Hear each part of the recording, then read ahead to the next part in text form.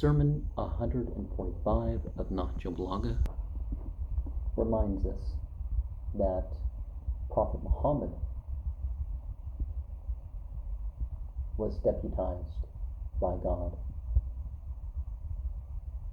so that people could be cleared of their misassociations with God, so that they would become aware of other aspects of obeying God, so that people would develop God consciousness. There's going to come a time when people will disregard the position of the Quran, that they won't value the recitation of the Quran. Now, even among a lot of people who are Muslim, they don't hear the Quran more than a few chapters or verses outside of Ramadan.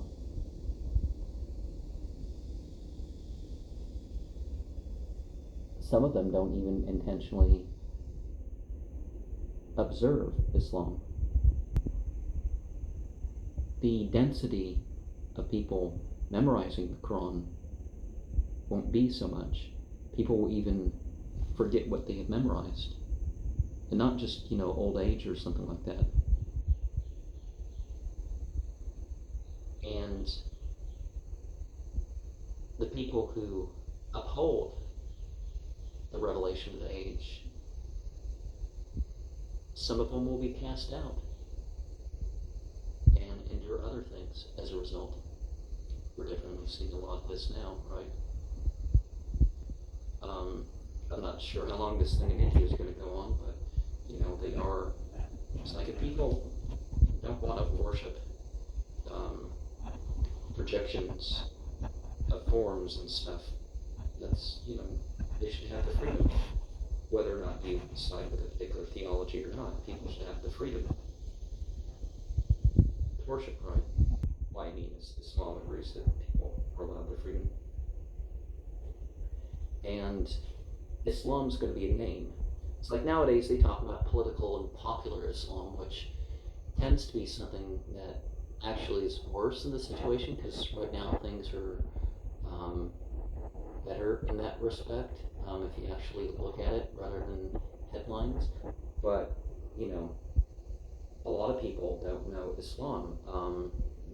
I myself didn't know about Islam as something other than, it's something that happens in Africa, and some terrorist organization. That's what I heard about Islam, but it's not, has nothing to do with what country you're from or the other thing, right? And the focus on desires killed people before you, And now more than ever, we see the cost of life and health when it comes to some of these desires, to the point where most people are dying at, their cause of death is a long-term result of engaging in some desire, usually to a wrong extent. I mean a wrong extent in terms of the moment, not, just, it piles up over the years. It's like, so let us turn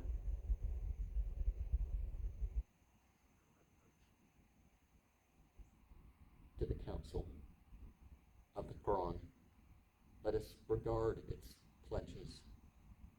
Let us find life, light, and love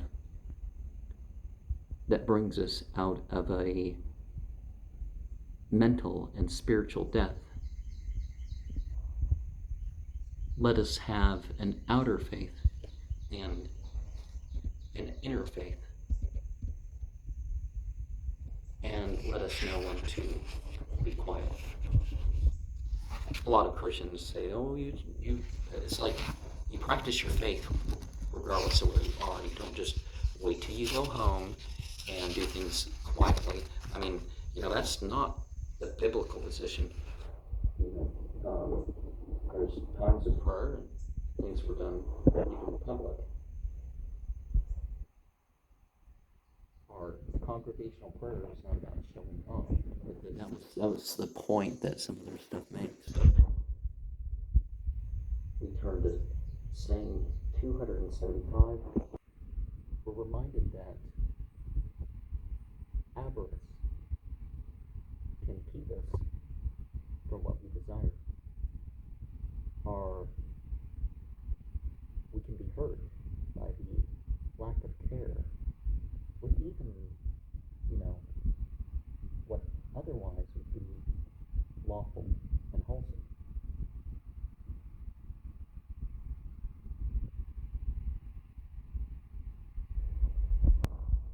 And some things are going to happen regardless of effort.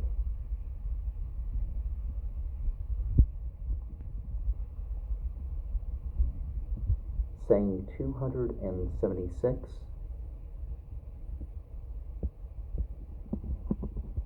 Let us seek divine protection from what merely seems good, what is merely judged as favorable by people. Let us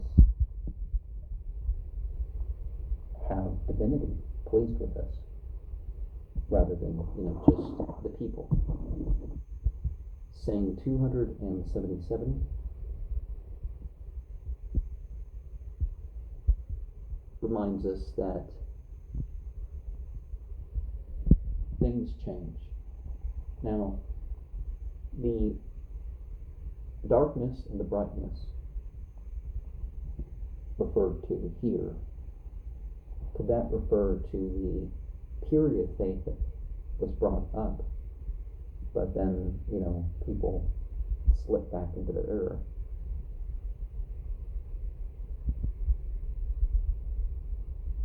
And that it did not happen so and so. Yeah, sometimes things happen in terms of change that causes confusion about what was.